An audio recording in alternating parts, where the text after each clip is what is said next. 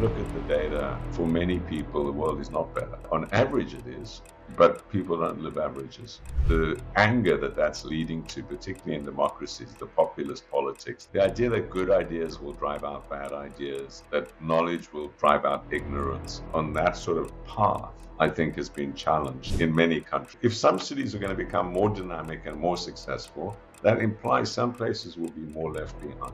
And this is a massive issue. Is this trend towards greater urbanization, larger and larger cities, an irreversible trend? Most people in the world now live in cities, and that's growing by about 3 million people a week. By 2040, 2/3 of the population of the world will surely be in cities. There will be cities by 2075, where at least today's projections say that they'll have 80 million people. And today, even at 20-25 million people, city baffles our mind. I think we're seeing in places like Bombay and Delhi that are growing very rapidly. Some of what you are describing as the future vision of cities playing out, certain countries are just inevitably going to be much ahead. We'll see this great divergence again. And in that case, how do you deal with it? I think there's a real risk that is happening. I think it's absolutely the case. We're no longer in a world of G1. The rise of India, the rise of China over the last 30 years is remarkable and will continue. It's inevitable. The middle rungs of the development ladder by which every country in the world has historically developed, that ladder is broken. And so that begs the question, those countries that are at the bottom of the ladder, how are they going to grow? We shouldn't use the failure of global governance or the failure indeed of our national governments as an excuse for not finding solutions.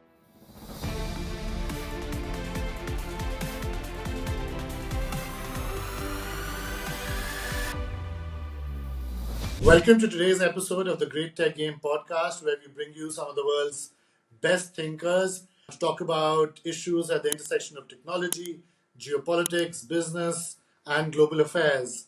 And today I'm particularly excited to have with us Professor Ian Goldin, who's one of those macro thinkers that has managed to very seamlessly transition between academia, research, practice, and heading major organizations and major organizational change. Professor Goldin was the founding director of the Oxford Martin School from 2006 to 2016. He's currently the Oxford University Professor for Globalization and Development, a senior fellow at the Oxford Martin School, and responsible for the school's programs on future of work, technological and economic change, and future of development. Professor Goldin also initiated and was vice chair of the Oxford Martin Commission for Future Generations. The report that this commission produced, called Now for the Long Term, almost over a decade ago now, is something we are going to get into. Professor Goldin has, prior to all of that, served with the World Bank on the bank's senior management team. And I believe from 1996 to 2001 was the chief executive and managing director for the Development Bank of Southern Africa and served as an advisor to President of South Africa, President Nelson Mandela.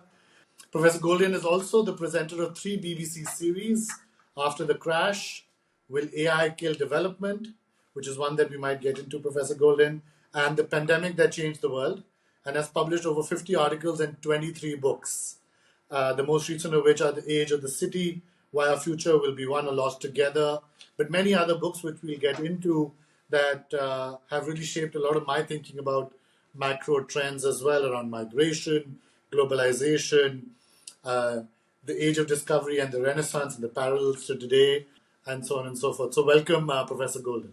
It's a great pleasure to be with you. Professor Goldin, you obviously are a big picture thinker, and that's really what our podcast tries to do, is to highlight big picture thinking about the issues that we are facing in our world today, and often on an interdisciplinary basis. So I'm excited to have this conversation with you. But what I want to start off with is to actually have you reflect over the last 2-3 decades how your own macro views have evolved. You've written many books. You've served across different organizations, across different continents. And so I want to start off with your evolution in your thinking of how the big picture has evolved in your view of the world. Well, that's a very good question, and I don't often think about that. So it's a great opportunity to stand back and think about how my thinking has evolved in recent decades. I think I've gone through various cycles. I was born in South Africa. I left South Africa as a young person, got involved in the anti-apartheid struggle, thought I would never go back to South Africa, see many family members or friends again.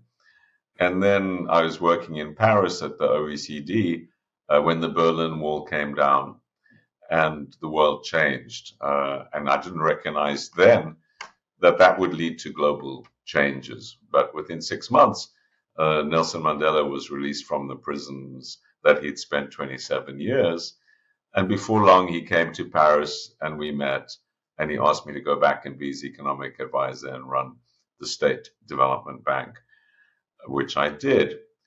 And at that point, there was this great optimism that the world was changing for the better, that interconnectivity, the World Wide Web had just been developed in 1990, that interconnectivity would lead, as Francis Fukuyama wrote, to the end of ideology. Tom Freeman did The World is Flat. Francis Cairncross did The Death of Distance. That somehow the combination of political and ideological and technological change would lead to a much greater shared vision and shared prosperity in the world. And there was enormous progress. In South Africa, we overcame 250 years of terrible segregation, hardship, oppression of the majority of the people. And around the world, 65 countries became democratic within a 10-year period. And there was enormous progress in poverty reduction, including in India, and mainly in China, which opened up as well. But with the benefit of hindsight, as I discovered then going on to the World Bank and becoming head of policy and even more now, that was a bit naive. The idea that the technologies, that more trade, more integration would lead to more shared views. And we see now a much more fractured world. And place, far from becoming less important, as was suggested, has become more important. In fact, if you look at the data and the relationship, and this comes to my book, Age of the City, but place has become more important. So the world is not flat, it's more spiky than it was. And so I've changed my views on that when the evidence changes, you better change your views. Otherwise, you're in a world of fake news and trapped in ideology. I think the other thing I learned in the process is how multidisciplinary one's approach should be. I'm an economist, and I was very steeped in economic thinking and looking at the economic dimensions of development. And coming to the Oxford Martin School, which is highly interdisciplinary, is actually mainly active in medicine and physical and life sciences. We have 35 teams, and if you look at the website, you'll see the span of them at the Oxford Martin School, is how narrow an economic perception is. So my views have changed as well about economics' place in understanding how one changes society and what's happening in the world. I think a third dimension which has changed is I'm a better appreciation of risk. What I call the butterfly defect of globalization in a previous book. That these integration and entanglement that's been created in the world between everyone, everywhere, brings immense benefits. Vaccines, and good ideas, and benefit women's role in societies, etc. But it also has a big downside, which is what we saw in the financial crisis, what we've seen in COVID-19, what we're seeing in the spread of fake news, in ideologies which spread and there's a battle of ideas. And I think my assumptions regarding good ideas beating bad ideas in the battle of ideas have also been challenged. I think although I still am an optimist, and this goes to the book which I think you also want to discuss, which is Age of Discovery, that these periods lead to an overall positive trend. The volatility is so great that when you look at the data, for many people, the world is not better than it was. On average, it is, but people don't live averages. And the anger that that's leading to, particularly in democracies, the populist politics, the rise of the idea that good ideas will drive out bad ideas, that knowledge will drive out ignorance, that we on that sort of path, I think has been challenged. And how I think about those issues is very different now to how I thought about them then. And of course, the sadness in my own country, South Africa, but it's sadness in Britain as well, which is another country, which is my adopted home. Um, Massive mistakes. I mean, South Africa is not in a good space at the moment. The dreams of the Mandela years proved to be a bit optimistic. Not that the progress hasn't been made, but at the pace. And in Britain, the folly of Brexit. How could a country commit so much self harm? These things define irrationalist logic. And so I've learned also about the importance of trying to understand what you can think what you want rationally, That's but right. the real world is not necessarily rational. Yeah, And how one engages with that, what one does about it, is very important.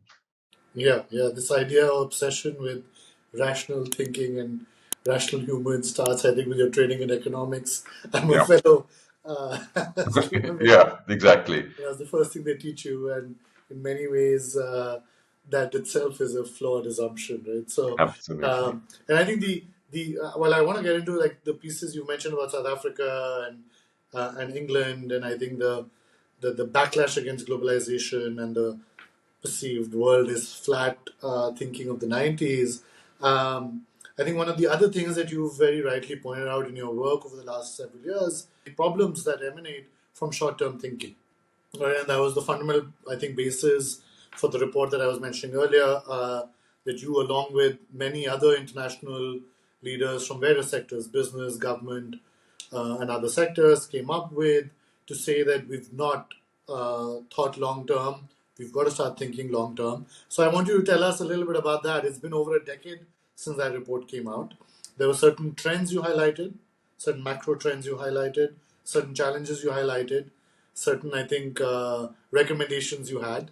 I have the list in front of me, but the question I wanted to ask you actually was, how has your thinking about those long-term trends being the shaping long-term trends of our future evolved? Have there been any changes to that list? And maybe you can tell us about that list as well a little bit. Yeah. Well, I'm glad the report is still being read now for the long term, which is a free download on the Oxford Martin School website. The background to this is that I became increasingly concerned, and this goes back to the conversation of rationalism, that we know what the problems are basically in the world, inequality, climate change, That's right. pandemics, etc. But that the system isn't generating the solutions to it. And so I was speaking to Pascal Lamy about it, who was stepping down as the head of the World Trade Organization. And he agreed to chair this commission of wise people, fantastic people, including Nandan Nilekani from India, Amartya Sen, another Indian, Liu He, who was the vice premier for economic affairs in China, Michelle Bachelet, a very eminent group of people who one didn't spend any time basically saying, this is the background, this is the history, these are the problems, but it's all about knowing what you know now. And many of these people, like Trichet, for example, who had run the European Central Bank, um, Pascal himself, who had run the World Trade Organization, they understood the insights of organization. So the question was, now that you don't have organizational responsibility anymore, you don't have to nice speak to the shareholders or the media, what would you do to solve the problems with all the scars on your backs from trying unsuccessfully in various ways? So that was the premise of it. And the way it worked was a review of what some big issues are, not exhaustive, but some big issues, a review of what's worked and what hasn't worked in the past in terms of addressing them. And there have been some spectacular successes, like the closure of the ozone layer, for example, hole in the ozone layer, like the fight against HIV/AIDS and the development of retrovirals. There have been some successes, and one should not only celebrate these successes, but understand why. Why was one able to do that and not some other things? And then the third is, what are the lessons, and so what do you take away from that in terms of addressing the big issues? And the essential message is one of coalitions of the working. In other words, I think we would basically think that the UN system and the multilateral system, as much as it's great and we don't want to knock it and so on, is not going to solve the world's problems as currently constituted. That's because it is a reflection of global power and global institutions, and much of it outdated, like the Bretton Woods, forged in the 1945, basically, environment. But still the power play is that. And also these institutions are relatively small. But the fact that these institutions don't work should not be an excuse. We shouldn't use the failure of global governance or the failure indeed of our national governments as an excuse for not finding solutions. And when you look at the successes, it's about people who were determined to do things starting to act. And often across sectors, businesses working with cities, working with countries that are prepared to do things, working with institutions that are prepared to do things, with community groups, and moving. And you might only initially solve 5% of the problem, but don't let the perfect be the enemy of the good. Don't let total solution and systemic solution be the enemy of partial solution. And because partial solutions do various things. Firstly, they demonstrate. They show that things can be done, and if you scaled them, you would have a solution. And secondly, because for the people who are benefiting from the partial solutions, it's transformative. And also because by demonstrating success, you bring others to it. People join success. A lot of people are put off by the scale of the challenges we face. But once you start demonstrating that if you get involved at whatever level, through your firm, through your company, through your city, through your country, at the country level, and preferably also communities involved, you can make an enormous difference to this. Have you seen any examples recently of this kind of coalitions of the Well, working? cities, and this relates to some things I cite in the book Age of the City. Cities are coming together and learning from each other, doing remarkable things. Of course, it depends how much power they have to do that. I see businesses doing this. We see it on businesses committing to many things on climate. We see them on ESG, although ESG seems to be losing some traction. We see it on ESG. We see it with countries, and the problem with the coalition of countries problem is that, of course, the Iraq War gave this a very bad name. But the challenge that I would pose is, can you be legitimate? You want to involve the affected as well as the affecting in a decision.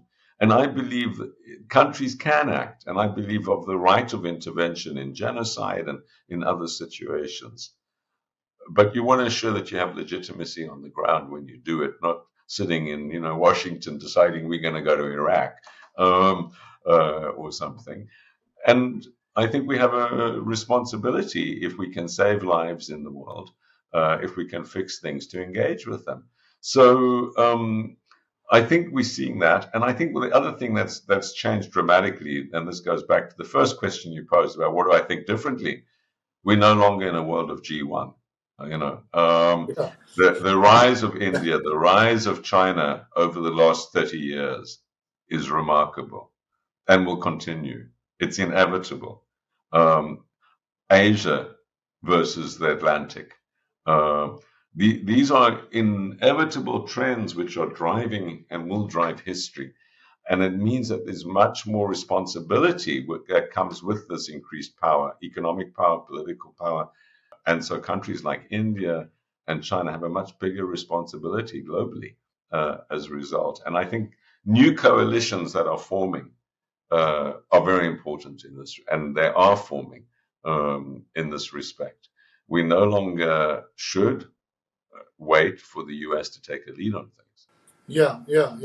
No, No, absolutely. I think the point about the power shifts, I think economically and also geopolitically are absolutely, I think, bang on. I think I find very interesting that, as you start to mention cities as a key almost unit of analysis, right? Most people in the field of international relations, economics will focus at the country level, sometimes at the regional level. But I think your focus, as in your recent book, Age of the City, on cities as key participants in the coalition of the working, as you mentioned, but also otherwise, is an interesting one. So let's dig deeper into that. In that book, which I know was one of FT's best economics books, I think of 2023, also, you argue and show why the cities are almost the key battlegrounds, right? That reflect the same battles as maybe we talk about in the context of countries. So battles of inequality, battles of economic dynamism, but also all the same problems that, let's say climate, migration, all these themes that we talk about often in the context of different countries in the world are encapsulated in cities. So tell us a little bit about the argument you make in your book, The Age of the Cities. And then I want to get into maybe after that your vision for cities that are fit for the 21st century. Yeah. Well, I think the city, there are multiple dimensions to it, and the reason I felt compelled to write a book about it. The one is sort of simple arithmetic. Most people in the world now live in cities, and that's growing by about 3 million people a week. Um, so, by 2040, two-thirds of the population of the world will surely be in cities. So if you want to, whatever you want to do, overcome poverty, address climate change, etc., cities have to be absolutely central to the solution. The other day, by the way, I was looking at some projections of population and demographics, Professor Goldin, and one really stood out for me that there will be cities by 2075, where at least today's projections say that they'll have 80 million people. Yeah. And today, even a 20, 25 million people city baffles our mind and, creates so much trouble in terms of management that one can only, imagine what a city of 80 Yeah, million I mean, would look like. well, I don't know. Yeah, I mean, I think we'll come up with the solutions. And, Tokyo is 30 million people now. The greater, and it begs the question, what do we mean by city? Because a lot of these metropolitan areas are basically joined up cities.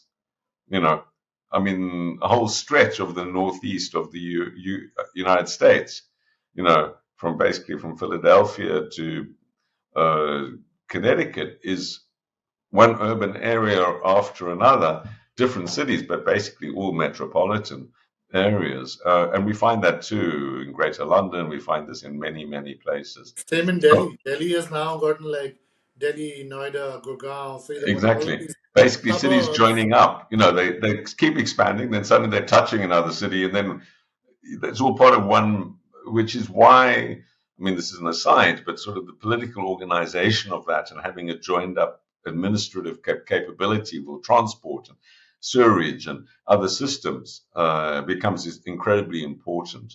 And in terms of economic activity, these places can account for two-thirds of national economic activity or something. So they become incredibly important. Uh, one reason is that that's where our future is, and if we want to solve any problem, if we want to grow our problems, if we want to overcome inequality, we need to know what's happening in cities and focus at the city level.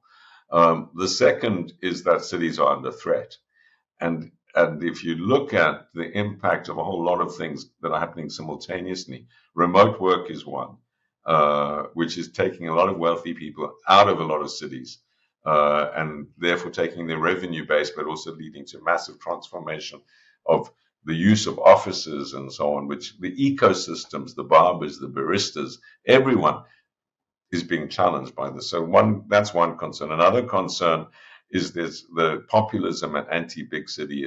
I don't know what in India. I imagine it's also the case, but certainly in the US and UK, there's this political and France big time against Paris. This political reaction against successful cities.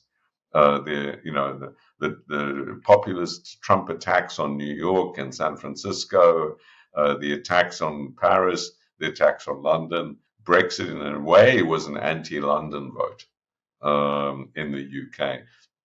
70% of people in London voted to remain in Europe, but because they linked into Europe and because they see it. Whereas the north of England voted overwhelmingly against it, but they also vote against London. So the populist politicians are picking up on this. This is very dangerous because there's a real danger we're going to kill the goose that lay our golden eggs for our economies by attacking dynamic cities. The third is climate change. Cities are hotter. Cities are more vulnerable. A lot of the growth in cities, particularly in developing countries, well, that's where the growth is happening, are coastal. We're projecting 2 to 5 meter ocean rise this century. What happens to Dakar? What happens to Mumbai? What happens to Kolkata in that world? Lagos, Shanghai, Miami, a lot of places very vulnerable. So thinking about the magnetic attraction of coastal cities in terms of where people are moving to and where economic activity is moving to, and this clash with oceans and hurricanes and all the other things that are going on, fresh water supply, saline intrusion is a very important dimension. And then we also see some very disturbing things coming out of cities regarding inequality, increasingly inequalities within cities, huge poverty in the midst of huge wealth in cities. And how does one address that? And then, of course, other problems, mental health problems, for example. We saw in COVID-19 this very sharp rise in suicides, in loneliness, depression, anxiety. How do you overcome this phenomena of people being extremely lonely when they're in the midst of multitudes? Yeah. Um, and why is it? And I have reasons for that in the book, and that means we have ways of overcoming it. So those are the reasons I wrote the book, and I think we need much more city lens to deal with the problems we face. With technology, however, and what we were mentioning about the future of work and remote work, etc., is this trend towards greater urbanization, larger and larger cities, an irreversible trend? I mean, there will be some disasters, not least from climate, that will push people maybe out of cities, but I think it is irreversible. I think it's the future. You see in the advanced economies that only 2 or 3% of people are in agriculture. And AI and new technologies, I think, will accelerate this trend because we're moving increasingly to a knowledge economy, less from manufacturing. So the reasons why cities in the past were where they are was that they were often near natural resources, coal or cotton or a port or something. Now, when you move from defining your economic activity based on location to a natural resource to you want to be where the knowledge workers are, you move from atoms to bits if you want. Then you got to ask, where do people want to be? Where do the people you want to recruit want to live? And this mainly is young people and dynamic people and diverse people who are discovering not only diversity in terms of different nationalities, but also in terms of different personal identities. What music do they want to listen to? What food do they want to eat? Who do they want to hang out with? And you don't make those people happy by being in a small rural place. They want to be with like-minded people, and you find like-minded people in diverse cities, which are much more tolerant, by the way, of different lifestyles. And you can find the nightclubs you want, or the like-minded people, or whatever you want for your stage of life or outlook. So I see this as an irreversible trend. I also believe it's a good trend. Okay. Why? Because I think it'll improve economic growth and productivity. And also, I don't think back to nature, back to the countryside is good for nature. Because basically you don't want to sprawl all over your country.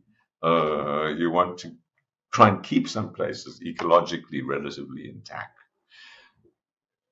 It does beg the question about what about people that are in places that are not going to be dynamic? That's going to increase regional inequality. And this is a massively important agenda in all countries. if some cities are going to become more dynamic and more successful, that implies some places will be more left behind. And this is a massive issue. So what do you do about it? Whether it's the Midwest of the US, which is where the Trump voters' base is, or whether it's the north of England, or whether it's the countryside in France, which are anti Paris, or whether it's in India and anti Delhi and anti Mumbai, etc. And the answer, I believe, is try and make successful everywhere, but be aware that it's much easier to move people to jobs than jobs to people. To create industries in places against the tide of economic history is extremely expensive and difficult. Um, and you can only do it in a few places. You can create industrial subsidies, tax breaks, and various things, but you can't do it for everywhere. And some places have wonderful natural beauty, and people will want to go there for other reasons, but not everywhere does. And so the question is, how do you make it easier for people to get to where the jobs are? And that means affordable housing, effective public transport, rapid commuting over greater distances. And it also means, what do you offer people in other places? And I believe we should be offering people a social welfare floor on health, on education, on care, on other things, which to the affordability of the country. In other words, we're not saying if you're there, you're not going to be looked after. It's just that the jobs of the future are likely to be in dynamic cities. Yeah, and you've also spoken about this concept of the 15-minute cities, right? How does that reconcile with this idea that cities are just getting more and more like bigger, and you have like these superstar cities and 80 million people cities? How do those two reconcile in your head? Yeah, no, that's a good question. I think it reconciles in two ways. The one is most of what you want to do can be within 15 minutes. In other words, we are trapped in cities that were designed where you work in one place and live in another place in many countries. Certainly, this is the US model, the highway model in a central business district. It's also the UK model. It's a disaster. It means you have to drive to get to work or take. So, many cities where you have apartments and offices. So as we move to cleaner industries, this becomes more and more attractive because you don't want to live next to dirty industries, but you're very happy to live next to cleaner places. So one has smaller, in a way, big cities are just hundreds of villages. But you can get from one to another because you have very good public transport. So the 15-minute idea is not that 15-minute walking or 15-minute cycling, 15-minute public transport, underground systems which are fast and effective and frequent, that sort of thing. So you can get from one area to another pretty quickly.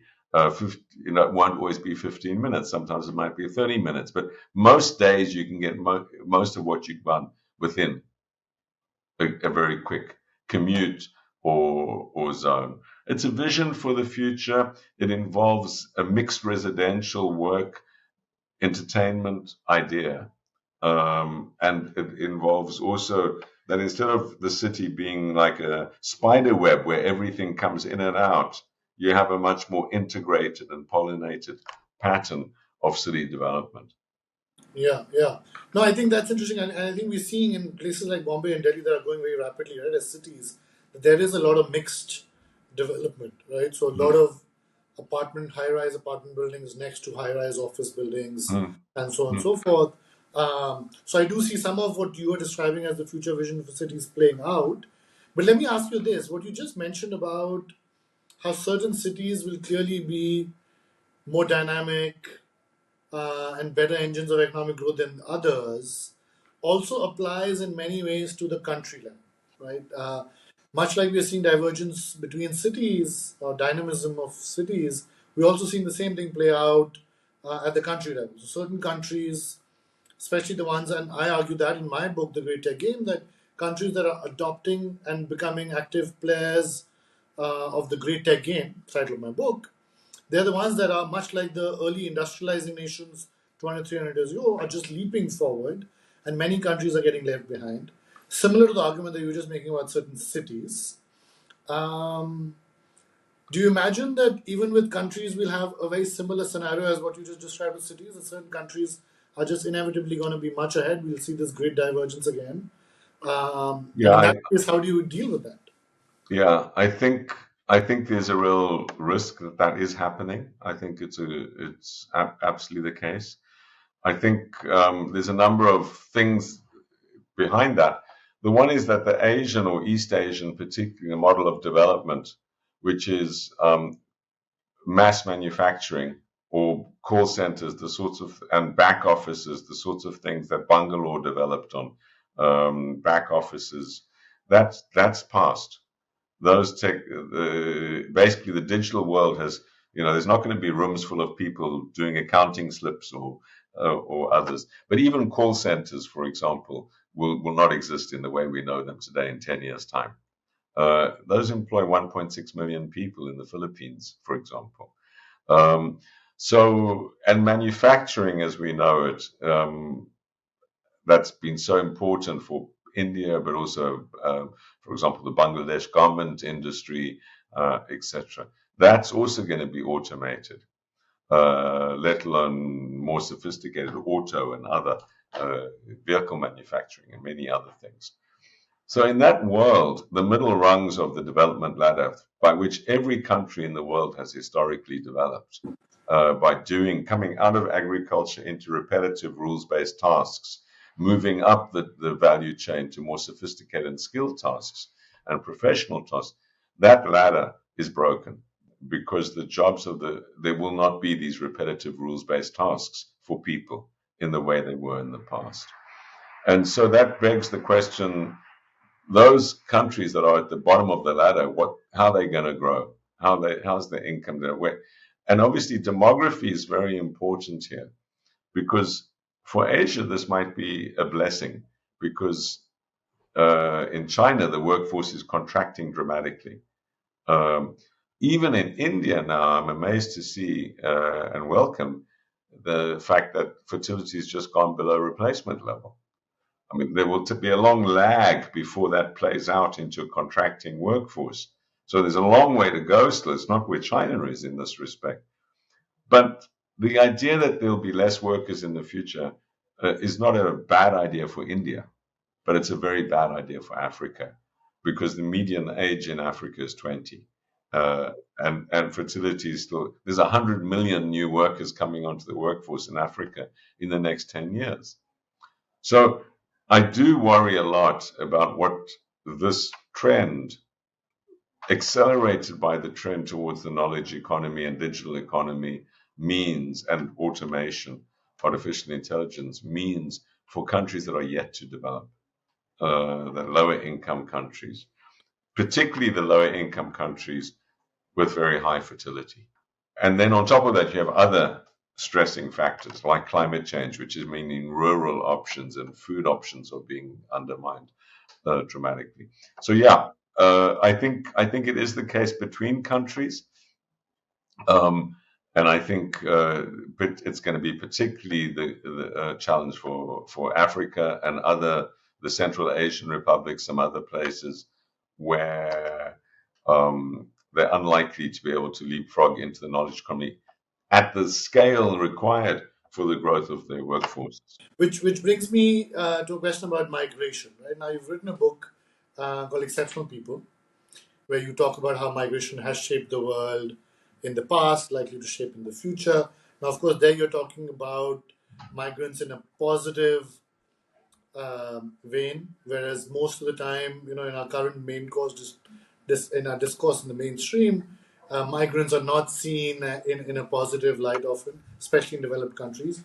So, in light of what you just said about countries and cities, where there's going to be concentration of success and dynamism in a few countries, a few cities, not in others, and most likely it's the other cities, other countries that are not growing as fast, as dynamically. That's where the population growth is happening. What do you see as the trends of the future vis-a-vis migration? And not to complicate this further, but given the rise in populism, given the rise in this nationalist, populist rise of leaders like that, how do you see this panning out over the next 2-3 decades? It's a key question. It's actually what my next book on is again. is migration. Um, there are many different aspects to this. One, the demographics is really quite central.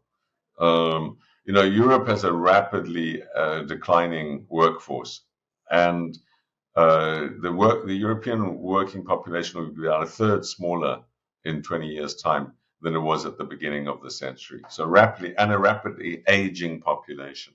Now, there's some things you can automate and replace people with machines, but there are many things, particularly care of elderly people is one of them. But there's a lot of other services that are becoming very popular for high income people, like massages or meals, where machines are not very good. And I don't think will be for the next 20 or 30 or 40 years. You make these predictions at your own risk, Professor. Well, I'm not going to have you massaged by a machine. I've tried those machines in airports where they get, That's right. but I far prefer a person. And I certainly wouldn't want a machine to look after my elderly mother-in-law.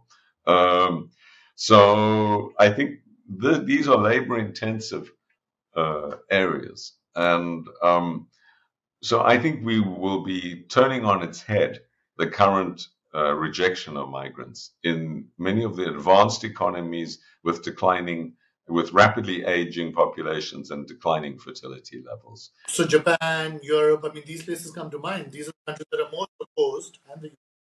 So the US has still been very accepting of certain kinds of migrants a lot. So you find Yeah, but increasingly also, I don't want to say low skilled because doing a massage or washing a dish is not in a restaurant is not necessarily low skilled. But yeah, I think so. And the US has this massive pool of people from Mexico and south of Mexico and Latin America. India is unusual because it's so big, like China. Its fertility rates have only just come down, so it's still got this massive. There's still a lot of potential for migration within India. But you see how important migration really is as a source of income to many people. If you go to Dubai or the Emirates, everyone you meet that's doing any serious work is Indian, and most of them are from Kerala. yeah, there's a lot of South Asian migrants. But the question really that I have for you is this, right? So it's clear that Europe, Japan, places like these should change their views, I think, on migration, inward migration. I think you've argued for more open migration policies. Do you see signs of that actually happening? Or do you think that Europe and Japan and places like this will continue to focus on greater automation, greater use of tech? Because the social, economic, and social political challenges that come with migration, especially in the first generation, second generation, are sometimes very hard for. No, I think it's happening. I mean, both. It's not an accident that Japan has been at the cutting edge of technological change and innovation, automation, inventing vending machines for food and coffee long before the rest of the world had seen them. And it's also it was the first country with a rapidly declining fertility and population. That's not an accident. That's capital was cheap, labor was expensive, and machines substitute for it. But there's a limit, and Japan's hit the limit of that. And that's why actually Japan, although it's from very low levels, is now more accepting of migrants. And actually, you see this in the numbers. You also see it in the UK.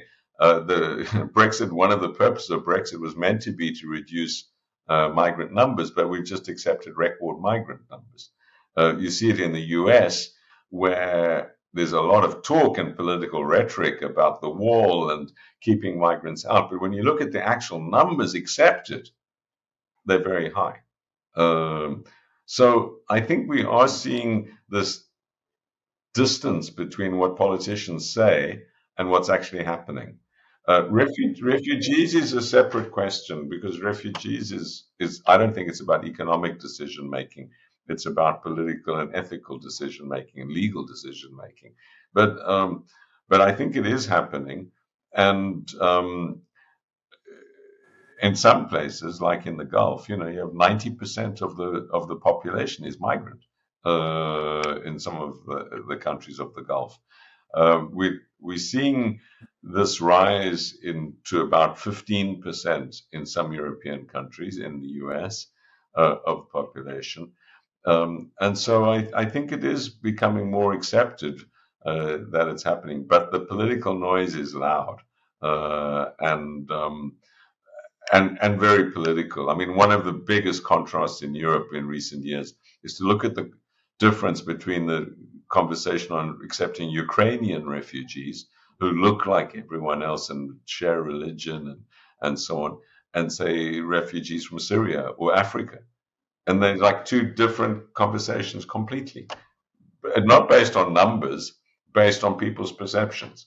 Uh, and so I think we see this a lot. But it's changing, and I'm optimistic that countries are going to recognize for their own good, and even voters will recognize that they need to accept more migrants. Yeah, yeah. No, so I look forward to reading your upcoming book on migration, because I think it's a issue that will evolve very dynamically, and the intersection of politics and economics and race and Yeah. so many different issues. Um, the other place where I found you striking an optimistic note um, was in your book, The Age of Discovery. Though, of course, it also comes with a note of caution, where you talk about the similarities between today, the age we're living in today of tech innovation and, a large number of well-educated people coming together in cities, walls being broken down, etc. That sense of optimism that you can also paint a picture of in today's world, and the similarities that has with the Renaissance, right? So tell us briefly about that parallel that you see and the lessons that you feel that comparison then offers for what we need to be mindful about. And I appreciate the depth at which you've read my books and looked into what I can offer. I became intrigued as to why the Renaissance happened when it happened, and what its implications were, and also why it ended as it ended. And just briefly, for your listeners and viewers, it was this extraordinary thing centered on Florence in the 1450 to 1500 period, just over 500 years ago, which basically catapulted the arts, the sciences, the perceptions from the Dark Ages into a sort of modern thinking in all dimensions, not only in the art, which is widely recognized by Michelangelo and Da Vinci and everyone else, but also in the sciences, recognizing that we weren't the center of the universe. We rotated around the sun, around other suns. The world was not flat; it was round. We could circumnavigate it. Europe was not the center of the universe. The heart was not the soul; it was a pump. Just revolutions everywhere, and that God was not in the heavens. And you wouldn't sort of go up or down to the devil in the underground. All driven by, I think, a technological revolution, which was the printing and the spread in people's own languages. Which was exponential growth, and which was what I see equivalent to being the internet and the spread of digital information. And artificial intelligence today, which seems to be now be the way to Yeah. consume a lot of So we have this contrast, and place becoming more important than Florence. Even though information was spread much more widely and more rapidly than ever before. Before that, it was handwritten manuscripts in Latin, tied up in monasteries, etc. So sad thing about the Renaissance, although it was spreading all these incredible ideas, was that it ended basically in civil war, with Savonarola, who was the Trump of the 1495, using the same technology to create political pamphlets, saying that the whole thing was totally corrupt. There was Luther, of course, that created a whole new religion. And you ended up with religious wars, and the tolerance, which had been absolutely central to the Renaissance, which embraced Muslims and Jews and diverse identities in terms of people's genders and so on, just ended absolutely abruptly with the Inquisitions, all the Muslims and Jews being hounded out of Europe, out of the Catholic countries, the complete suppression of dissenting ideas, inquisitiveness that was at the heart of the Renaissance. And Europe was set back 150 years. And of course, the unintended consequences of the voyages of discovery to the Americas, leading to the spread of diseases, guns, germs, and steel, killing millions and millions and millions of Native Americans, and then leading to all sorts of horrific things like the slave trade across the Atlantic. So the unintended consequences and the failure to manage technological change. That's really the lesson of that period, and the growing inequality and anger that came from corruption. You could pay your way to heaven by getting other people to go on a pilgrimage for you. The gold and the silver and the furs that came back from the New World didn't benefit most people. It went onto the roofs of the chapels, and a lot of people were put out of work by the new technologies, the scribes and others. So it was a massive threat, the pace of technological change, the growing inequality, and the challenge to what everyone thought they knew about the world, which the Catholic Church had been preaching for 1,400 years. So a massive challenge to the accepted ideas. The purpose of the book is to say, let's do things better this time. Let's learn from, we're in a new Renaissance. It's a golden age. We have all the opportunity. Genius is exploding. Creativity is exploding. Now let's be sure that this time we manage it for the collection of humanity. We don't have all these terribly disastrous unintended consequences and pushback.